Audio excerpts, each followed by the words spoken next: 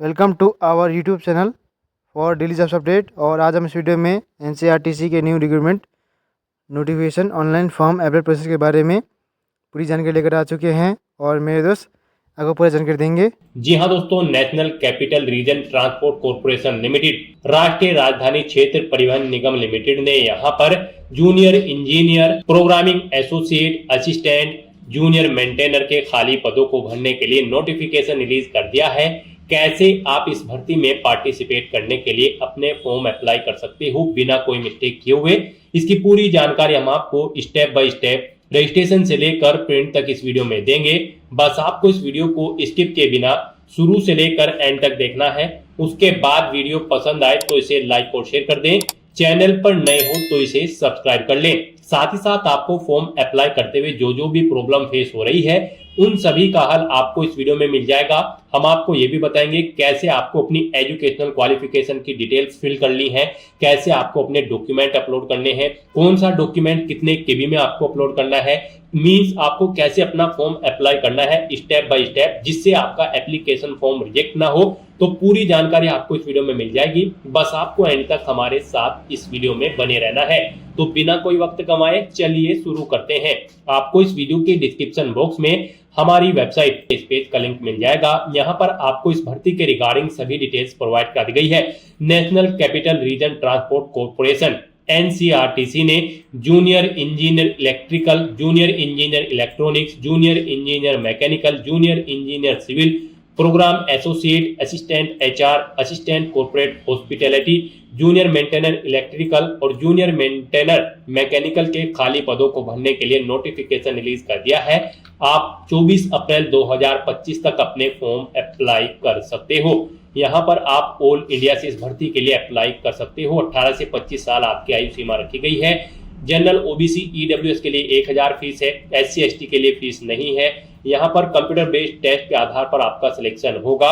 आपको इस भर्ती पर अप्लाई करने के लिए पेज को नीचे स्क्रॉल डाउन करना है, इंपोर्टेंट लिंक सेक्शन में आना है, ऑफिशियल नोटिफिकेशन पीडीएफ लिंक पर क्लिक करके इस भर्ती के नोटिफिकेशन को ओपन कर लेना है और इसमें से आपको सभी डिटेल्स रीड कर लेनी है। यहाँ पर आपको सभी डिटेल्स प्रोवाइड कर दी गई है, जैसे कि क्या पोस्ट है, कितनी उसके लिए नंबर ऑफ वैकेंसीज है, कितनी सैलरी आपको कौन सी पोस्ट के लिए प्रोवाइड कराई जाएगी, कौन सी कैटेगरी के लिए कितनी नंबर ऑफ वैकेंसीज है। पूरी जानकारी यहाँ पर आपको दे दी गई है। कैसे आप अप्लाई कर सकते हो, कब से कब तक अप्लाई कर सकते हो, पूरी डिटेल आपको इस नोटिफिकेशन में दी गई है। आप सभी डिटेल्स यहाँ से रीड करें, उसके बाद अपने फॉर्म अप्लाई कर लें। फॉर्म अप्लाई करने के लिए भी आपको हमारी वेबसाइट के इसी पेज पर ही अप्लाई ऑनलाइन का लिंक दिया गया है। जैसे ही आप इस लिंक पर क्लिक करेंगे तो आपके सामने यहाँ पर एनसीईआरटी का ये पोर्टल ओपन होगा। गाइस, यहाँ पर अगर आपने पहले से रजिस्ट्रेशन कर रखा है तो आपको यहाँ पर साइन इन की स्टेप पर क्लिक करना है और लॉगिन करके अपना फॉर्म अप्लाई कर लेना है। और अगर आप इस भर्ती के लिए फर्स्ट टाइम अप्लाई करने जा रहे हो तो सबसे पहले यहाँ पर आपको अपना रजिस्ट्रेशन करना होगा। उसके लिए आपको न्यू रजिस्ट्रेशन का ये बटन दिया गया है, ये टैब दी गई है, आप इस पर क्लिक करें और अपना रजिस्ट्रेशन यहाँ पर कंप्लीट करके फॉर्म अप्लाई करें। रजिस्ट्रेशन करने से पहले आपको कुछ जनरल इंस्ट्रक्शन दिए गए हैं, आपको इन्हें केयरफुली रीड करना है। पेज को नीचे स्क्रॉल डाउन करना है, इस चेकबॉक्स को ओके करना है और फिर यहाँ पर आपको स्टार्ट एप्लीकेशन फॉर्म के इस ऑप्शन पर क्लिक कर देना है। उसके बाद यहाँ पर आपके रजिस्ट्रेशन का फॉर्म ओपन हो जाएगा। उसके लिए यहाँ पर सबसे पहले आपको अपना मोबाइल नंबर एंटर करना है। उसके बाद आपको सेंड ओटीपी के इस ऑप्शन पर क्लिक करना है।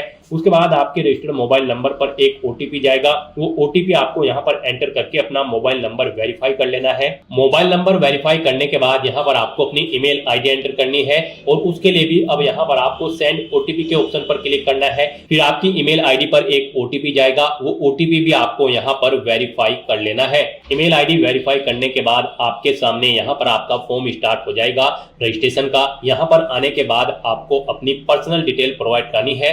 सबसे पहले यहाँ पर आपको अपना फर्स्ट नेम एंटर करना है, फिर आपको अपना मिडिल नेम एंटर करना है, उसके बाद लास्ट नेम एंटर करना है।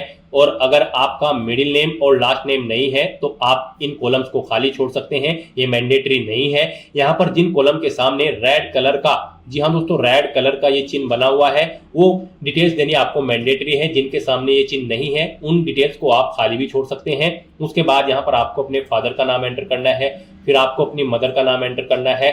अगर आप मैरिड हो तो यहाँ पर आपको अपने हस्बैंड का नाम भी एंटर करना होगा। उसके बाद यहाँ पर आपको अपना जेंडर सिलेक्ट कर लेना है।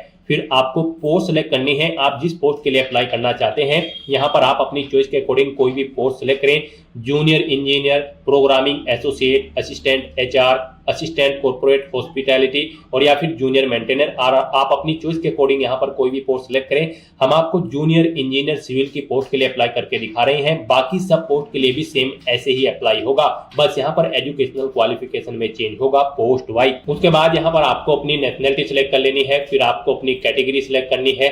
उसके बाद यहाँ पर आपसे पूछेगा कि क्या आप ई एक सर्विसमैन हैं, अगर हैं तो यस करें और फिर यहाँ पर आप उसकी डिटेल दें, जैसे कि आपकी ज्वाइनिंग डेट, डिस्चार्ज डेट। और अगर आप नहीं है यहाँ पर एक सर्विसमैन तो आपको नो ऑप्शन सेलेक्ट करना है। फिर यहाँ पर आपको अपनी डेट ऑफ बर्थ सेलेक्ट कर लेनी है। उसके बाद आपको अपनी एग्जाम सिटी की प्रेफरेंस यहाँ पर देनी है, यानी कि एग्जामिनेशन सेंटर आप कहाँ पर चाहते हैं। आप अपनी चॉइस के अकॉर्डिंग यहाँ पर ऑप्शन सेलेक्ट करें। 3 ऑप्शन आपको दिए गए हैं, आप अपनी चॉइस के अकॉर्डिंग ऑप्शन सेलेक्ट करें। जिसे आप फर्स्ट नंबर पर प्रेफरेंस देना चाहते हैं उसे आप फर्स्ट नंबर पर सिलेक्ट करें, जिसे सेकंड थर्ड पर देना चाहते हैं उसे आप सेकंड थर्ड पर यहाँ पर सिलेक्ट कर लें। उसके बाद यहाँ पर गाइस आपको अपना कोरोस्पोंडेंस एड्रेस एंटर करना है।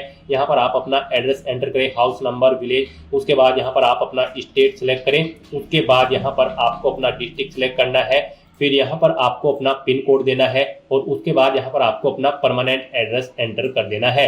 और अगर आपका परमानेंट एड्रेस आपके कोरोस्पोंडेंस एड्रेस के अकॉर्डिंग सेम है तो आप इस चेकबॉक्स को ओके कर दें, ऑटोमेटिकली आपका परमानेंट एड्रेस आपके कोरोस्पोंडेंस एड्रेस के अकॉर्डिंग फिल हो जाएगा। फिर यहाँ पर आपको ये कैप्चा कोड इस बॉक्स में एंटर करना है, चेकबॉक्स को ओके करना है और फिर आपको सबमिट के इस ऑप्शन पर क्लिक कर देना है। उसके बाद आपकी सभी डिटेल्स लॉक कर दी जाएगी। आप इन्हें केयरफुली चेकआउट करें, कहीं पर कोई मिस्टेक है तो आप एडिट डिटेल्स ऑप्शन पर क्लिक करके एडिट कर ले, नहीं तो यहाँ पर बस अब आपको कंफर्म डिटेल्स इस ऑप्शन पर क्लिक कर देना है। इस तरह से यहाँ पर आपका ऑनलाइन रजिस्ट्रेशन प्रोसेस कंप्लीट हो चुका है। आपको एक एप्लीकेशन नंबर प्रोवाइड करा दिया गया है, आपको इसे केयरफुली नोट डाउन करके रख लेना है फ्यूचर यूज के लिए। और यहाँ पर बस अब आपको सेव एंड प्रोसीड नेक्स्ट इस ऑप्शन पर क्लिक कर देना है। नेक्स्ट यहाँ पर आपका एप्लीकेशन फॉर्म स्टार्ट हो चुका है। अब यहाँ पर आपको अपनी एजुकेशनल क्वालिफिकेशन की डिटेल प्रोवाइड करानी है। गाइस यहाँ पर हम आपको जूनियर इंजीनियर सिविल की पोस्ट के लिए अप्लाई करके दिखा रहे हैं। इसके लिए आपके पास 3 साल का डिप्लोमा होना चाहिए सिविल इंजीनियरिंग का, और बाकी की पोस्ट के लिए जो भी क्वालिफिकेशन रिक्वायर्ड है वो आप यहाँ से ऑफिशियल नोटिफिकेशन में से चेकआउट कर सकते हो और इनके अकॉर्डिंग आपको अपनी क्वालिफिकेशन की डिटेल यहाँ पर प्रोवाइड करानी है। यहाँ पर फॉर्म सभी पोस्ट का सेम भरा जाएगा, बस क्वालिफिकेशन सेक्शन में चेंज होगा। जिस पोस्ट की जो क्वालिफिकेशन रिक्वायर्ड है वो क्वालिफिकेशन आपको देनी होगी। यहाँ पर एजुकेशनल क्वालिफिकेशन के इस सेक्शन में सबसे पहले तो देनी है आपको अपनी 10वीं क्लास की डिटेल। यहाँ पर आप अपने बोर्ड का नाम एंटर करें। उसके बाद यहाँ पर आप पासिंग ईयर सिलेक्ट करें, कब आपने अपनी 10वीं क्लास पास आउट की है। उसके बाद यहाँ पर आपको अपने मार्क्स की परसेंटेज एंटर कर देनी है, कितने % मार्क्स आपने ऑब्टेन किए हैं। फिर यहाँ पर आपको अपनी 12वीं क्लास की डिटेल देनी है, यहाँ पर भी आपको बोर्ड का नाम देना है। फिर आपको पासिंग ईयर सिलेक्ट कर लेना है, कब आपने अपनी 12वीं क्लास पास आउट की है। परसेंटेज यहाँ पर आपको एंटर करनी है, 12वीं के अपनी कितने % मार्क्स आपने ऑब्टेन किए हैं। उसके बाद यहाँ पर अगर आपके पास कोई इसेंशियल क्वालिफिकेशन जो रिक्वायर्ड है तो उसकी डिटेल आपको देनी है, जैसे कि ITI, कोई डिप्लोमा या फिर ग्रेजुएशन या फिर BE BTech या फिर BSc, जो भी आपकी यहाँ पर क्वालिफिकेशन रिक्वायर्ड है। जैसे कि 3 साल का डिप्लोमा रिक्वायर्ड है जूनियर इंजीनियर सिविल के लिए, तो उसकी डिटेल यहाँ पर आपको देनी है। यहाँ पर आपको सबसे पहले देना है यूनिवर्सिटी का नाम, उसके बाद देना है आपको अपने कॉलेज का नाम।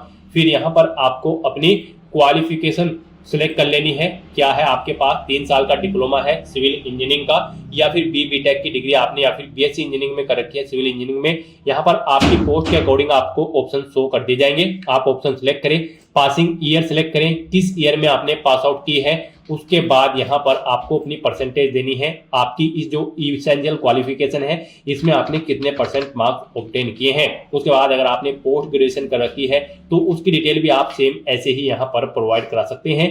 नहीं कर रखी है तो आप इस सेक्शन को खाली छोड़ सकते हैं। उसके अलावा कोई और क्वालिफिकेशन है तो उसकी डिटेल दें, नहीं है तो इसे भी खाली छोड़ दें। फिर यहाँ पर आपको अपने वर्क एक्सपीरियंस की डिटेल लेनी है। अगर आपको एक्सपीरियंस है तो यहाँ पर आपको अपने एक्सपीरियंस की डिटेल देनी है, और अगर आपको एक्सपीरियंस नहीं है तो आप इस सेक्शन को भी खाली छोड़ सकते हैं।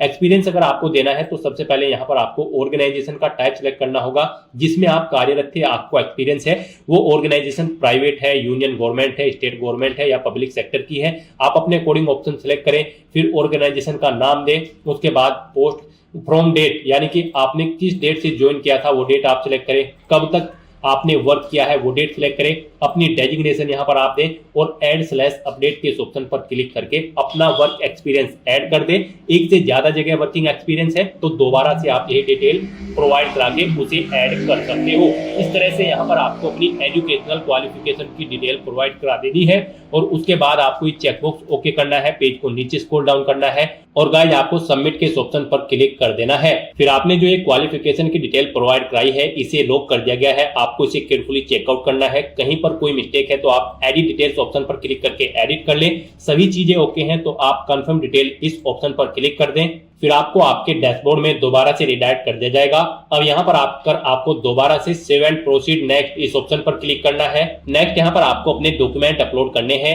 गाइस यहाँ पर आपको अपना फोटो, सिग्नेचर, 10वीं क्लास का सर्टिफिकेट, 12वीं क्लास का सर्टिफिकेट, इसेंशियल क्वालिफिकेशन का सर्टिफिकेट, यानी कि आपने क्वालिफिकेशन में जो भी चीजें प्रोवाइड कराई हैं उनके सर्टिफिकेट यहाँ पर आपको देने होंगे। एक्सपीरियंस की डिटेल दी है तो आपको उसका भी सर्टिफिकेट यहाँ पर अपलोड करना होगा। यहाँ पर आपका फोटो और सिग्नेचर का जो फॉर्मेट होगा वो जेपीजी या फिर जेपीईजी होगा।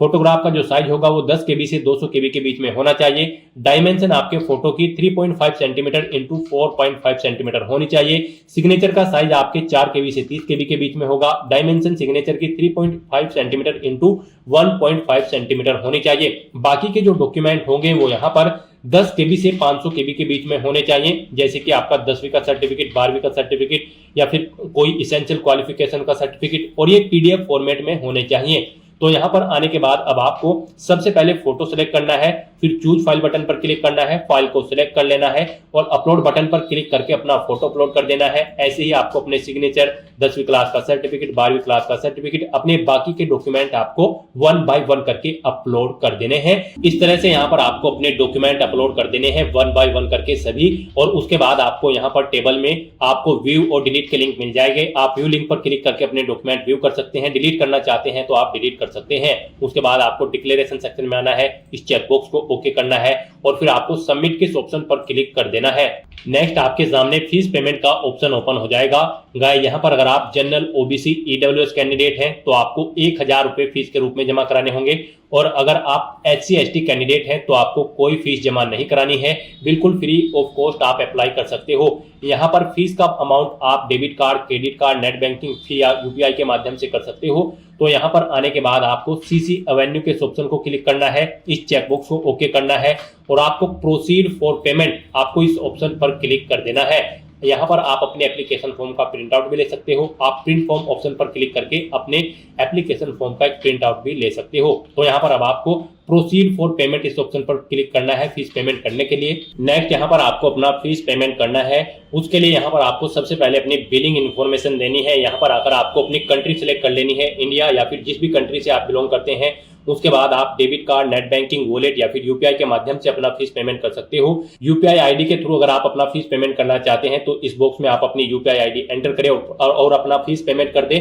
और अगर आप QR कोड के थ्रू फीस पेमेंट करना चाहते हैं तो यहाँ पर शो QR कोड के इस ऑप्शन पर क्लिक करके आपको एक QR कोड जनरेट कर लेना है और इसे स्कैन करके अपना फीस पेमेंट कर देना है।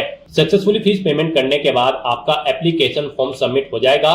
उसके बाद आपको अपने एप्लीकेशन फॉर्म का एक हार्ड कॉपी प्रिंट आउट ले लेना है फ्यूचर यूज के लिए, फ्यूचर रेफरेंस के लिए।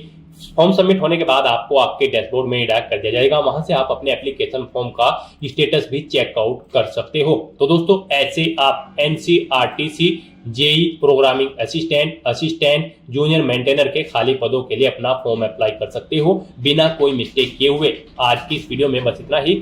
आई होप ये वीडियो आपको पसंद आई होगी। अगर पसंद आई हो तो इसे लाइक और शेयर करें। चैनल पर नए हो तो इसे सब्सक्राइब कर लें। Thanks for watching.